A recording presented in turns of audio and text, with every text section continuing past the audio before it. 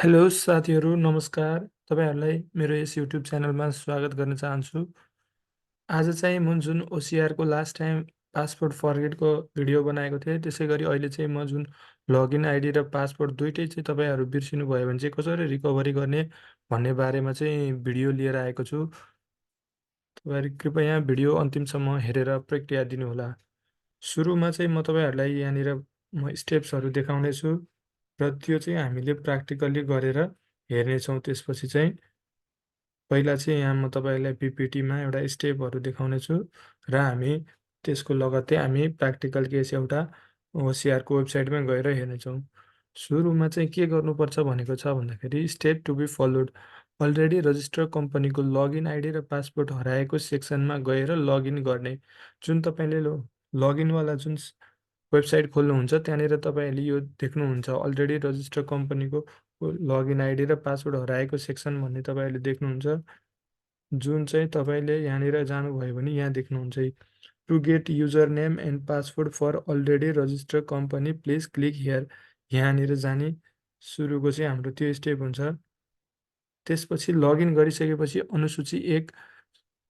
अनुसूची एक जुन दफा 3को उपदफा 1सँग सम्बन्धित छ त्यो भर्ने र त्यो भरिसकेपछि तपाईँहरूले के गर्नुपर्छ, माइनट बनाउने। माइनटमा सबै सञ्चालक र सेयर होल्डरको सिग्नेचर र मोबाइल नम्बर इन्क्लुड गर्नुपर्ने हुन्छ।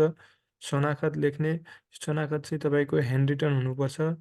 त्यसै गरी तपाईँहरूले कम्पनी रजिस्ट्रेसन सर्टिफिकेटसँगै एट्याच गर्ने र त्यस सँगसँगै एकजना सञ्चालक वा अध्यक्ष आफै उपस्थित हुनुपर्छ र उहाँको नागरिकता फोटोकपीसँगै एट्याच गर्ने र तपाईँ जाँदाखेरि ओरिजिनल नागरिकता पनि लिएर जानुपर्ने हुन्छ।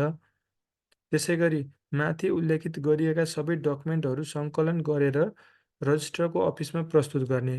जुन हामीले एनेक्सर 1 जुन थियो हामीले त्यो वेबसाइटबाट गरेको, माइनट भयो, शनाखत भयो, कम्पनी रजिस्ट्रेसन सर्टिफिकेट भयो, नागरिकताको फोटोकपी, यो सबै डकुमेन्टहरू लगेर हामीले सहायक रजिस्ट्ररमा प्रस्तुत गर्नुपर्ने हुन्छ र सहायक रजिस्ट्ररको अफिसबाट एप्रुभ भइसकेपछि हामीले यो सबै डकुमेन्ट लगेर आइटी डिपार्टमेन्टमा बुझाउनु पर्ने हुन्छ र त्यसपछि आइटी डिपार्टमेन्टले डकुमेन्ट भ्यालिडेट गरे छ कि छैन, भ्यालिड छ कि छैन चेक गर्छ र तपाईँले यसमा चाहिँ के ध्यान दिनुपर्छ भन्दाखेरि जुन तपाईँले कम्पनी दर्ता गर्ने बेलामा जुन सिग्नेचरहरू गर्नुभएको थियो, यो जुन माइनट्सहरूमा पनि यो सिग्नेचर सेम गरेर लग्नुहोला।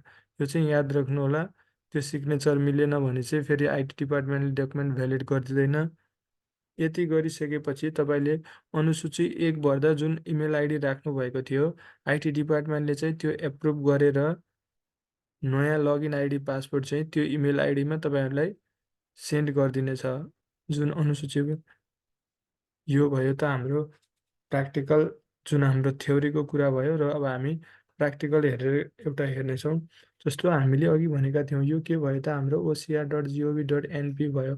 यसमा गएर हामीले to get user name and password for already registered company भनेर यहाँनिर क्लिक गर्छौँ।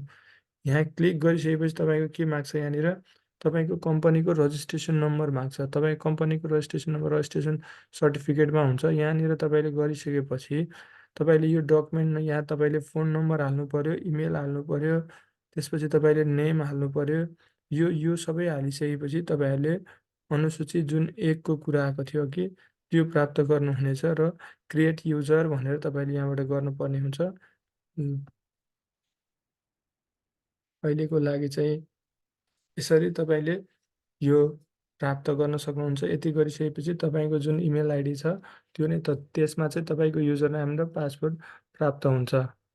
हस् त आजलाई म यो भिडियो यहीँ टुङ्ग्याउन चाहन्छु र तपाईँहरूलाई केही समस्या पर्यो अथवा रिकभरी यस्तो जुन आइडी पासवर्डको रिकभरी गर्नु परेमा अथवा केही समस्या परेमा हामीलाई तपाईँहरूले कमेन्ट सेक्सनमा लेखेर हामीलाई भन्न सक्नुहुनेछ। हामी तपाईँहरूलाई सहयोग गर्नेछौँ, सक्दो सहयोग गर्नेछौँ र अहिलेको लागि चाहिँ म यति भन्दै धन्यवाद भन्न चाहन्छु। हस् त, धन्यवाद। Thank you everyone for watching.